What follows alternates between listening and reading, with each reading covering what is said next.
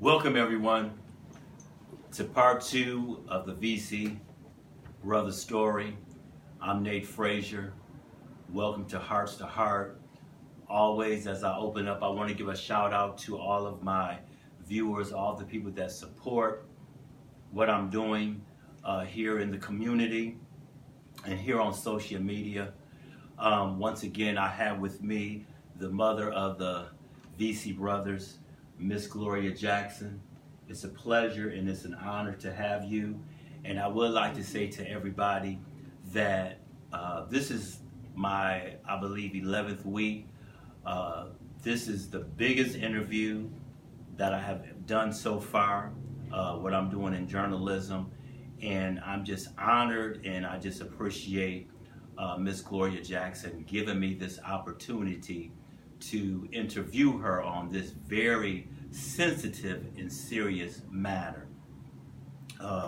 Welcome to Hearts to Heart with Nate Frazier. Thank you, Mr. Frazier. I appreciate you having me.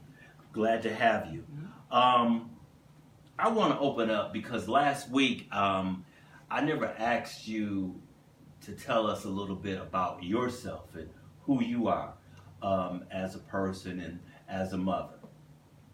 Well, I come from Inkster, Michigan, okay, and I moved here back in 73 or 74. Okay. So all my children were actually raised here in Ypsilanti.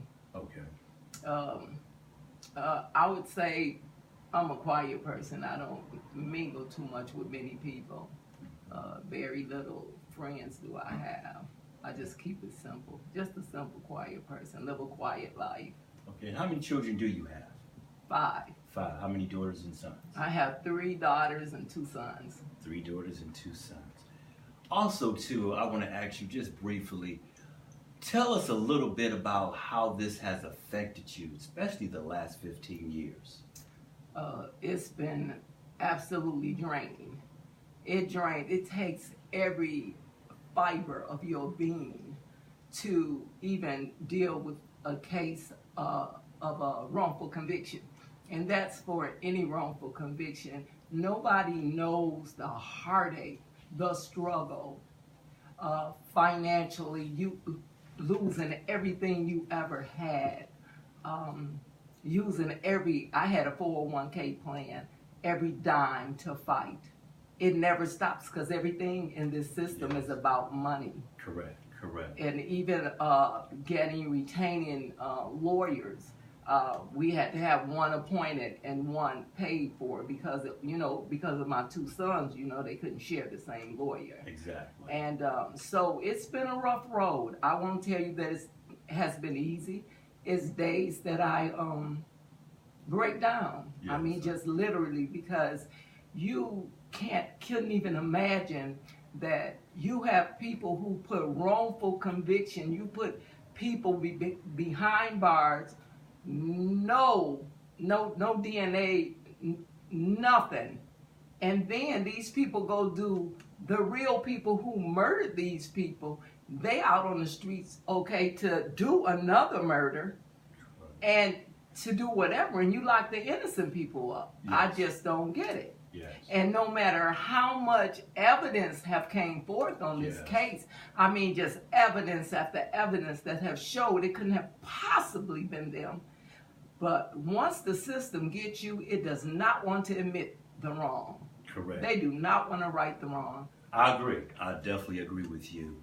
And we're going to get back into this case. We really covered a lot last week, and just amazed of how much you got up here, and I'm pretty sure that's 15 years of your own investigation, of you looking at all the legal facts and the documents and going over them and over them and over them, time and time again, and how you have everything up here, because you was just on point every question that I asked you. So I definitely want to just get back into the case and just let the viewers know that out here that are watching that didn't understand, when this happened. But it goes back to April the 5th, 2003 at the Harris Park apartment complex in the city of Ypsilanti, Michigan.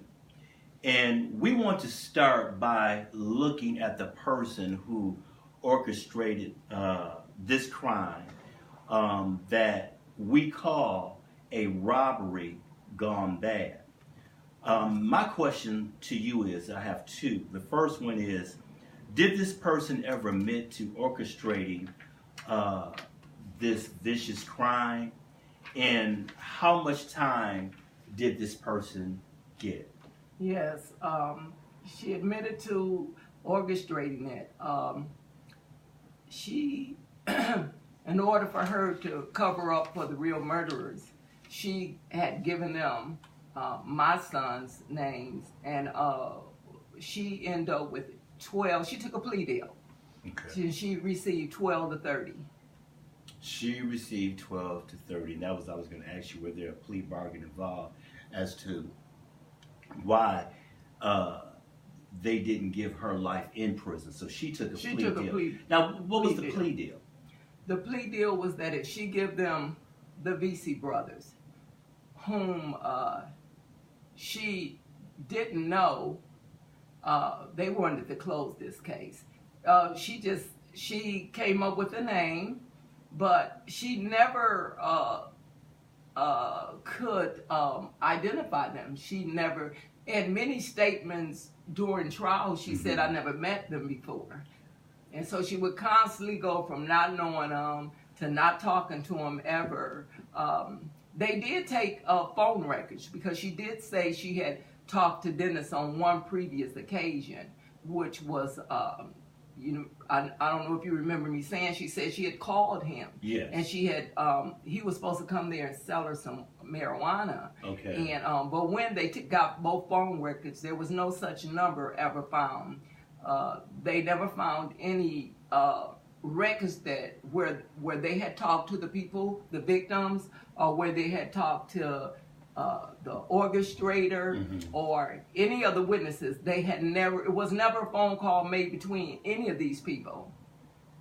How can you, I'm just having a problem, because how can you identify somebody that you never seen and that you don't know? Well, first of all, my sister stayed next door to the victims. Okay. And Dennis and D'Amico would periodically go over there, maybe once a month, maybe twice a month, to just check and see how my sister was doing. Okay. And I'm quite sure at some point she saw him, even if she didn't know him. You know, it could have, you know, just. But it went from that to. It was just unbelievable. And it was very, very hard and frustrating to fight a case of people you have never met or don't even know. You know, you don't know anybody, and you running around trying to find out who are these people. And that's what I have a problem with also, too, because I can't understand. This is a person that orchestrated the whole, you know, for this event to take place. This is a person that failed lie detector's test. Yes. And as I said again, anytime that you fail a lie detector's test, your credibility is gone out the door. So, this is the person that orchestrated this, also failed the lie detector's test. Last week you told me, but this person became their star witness. Oh, absolutely. She became their star witness, yes. And they went on her testimony, not even knowing them. And then I remember you were talking about how they coerced her to, or tricked her, thinking that this one person was always Dennis. And then when she got in court, she said, no, you told me that person was Dennis. Oh, yes, yes. The witness had said, I never said he was Juan. I told you that he favored him. You told me he was Juan. I've never, she was saying that she had never told the detective that. Never told that. She said that in court at the trial hearing. Oh, absolutely. When they asked her who, they asked her "Do you know a Juan?" She said, "Not unless you talk." She gave him a name. Okay. That who Juan was. And Juan is not even Juan. Juan is not even Juan. No. That's just a fictitious name that they came up with, yes. And put that on Dennis. Right. Okay. The people who Dennis and Miko weren't the only suspects. There were at least 10 suspects by reading the documents. There were 10 suspects, but ironically, Dennis and D'Amico were the only two. Well, I say D'Amico and Dennis and all the defendants on were DNA. They used the DNA that they had because, of course, Tequila Roberson had DNA up under her nails. When they tested the DNA, they tested all the DNA from the house to the defendants. It wasn't a match, but there was unidentified DNA male under her nails that didn't match them. So my thing was, didn't match anybody. Didn't match anybody. Well, they didn't run it against the database. They only ran it against Dennis and D'Amico. Okay. And Michael McGuy. They ran it against them. Okay. It was unfortunate though, because how do you have 10 suspects and only run it against those suspects? It was just and then it's still unidentified DNA up under her nails, so it matches somebody. Right, definitely matches somebody. We don't know who, but we know it did match Dennis and D'Amico and the other person. Yes. Okay. So how many people did the witness name that were involved? Was it 4 or 5? Well, she said it was 4. She said it was 4 guys and 1 female. Okay, it was 4 guys and 1 female. Yes. So my question to you, why do you believe that your sons D'Amico and Dennis Vesey was targeted and framed as the perpetrators to commit such heinous crime? Well, first of all, Dennis, back then, Dennis had some braids in his hair. They were really looking for a light-skinned guy who wore braids. So, but in the description that the witness gave, she said this guy always wore cornrows. If he didn't have cornrows in his hair, he always had his hair pulled back to the back with in a ponytail.